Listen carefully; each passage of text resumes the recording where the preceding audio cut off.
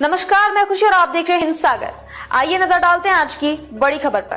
क्या आप भी बियर के शौकीन हैं, लेकिन बढ़ते दाम की वजह से बियर का आनंद नहीं ले पा रहे हैं? तो ऐसे में आपके लिए बड़ी खुशखबरी है।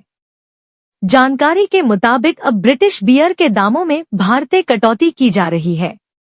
ऐसा इसलिए क्योंकि बियर पर लगने वाला 150% टैक्स अब घटकर 50% रह जाएगा। इसका सीधा असर बियर के दामों पर पड़ेगा, यानी 200 रुपए में मिलने वाली बियर की कीमत महज 50 रुपए हो जाएगी। मीडिया भारत और ब्रिटेन के बीच हुए मुक्त व्यापार समझौते (FTA) के बाद ब्रिटेन की बियर पर टैक्स में 75% की कमी की गई है।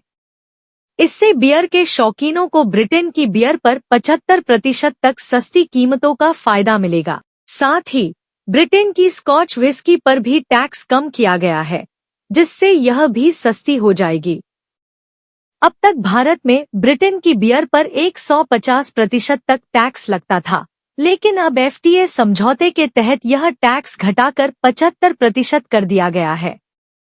इस टैक्स में कटौती का सीधा फायदा बियर के शौकीनों को होगा, क्योंकि अब ब्रिटेन की बियर पहले के मुकाबले काफी सस्ती मिलेगी।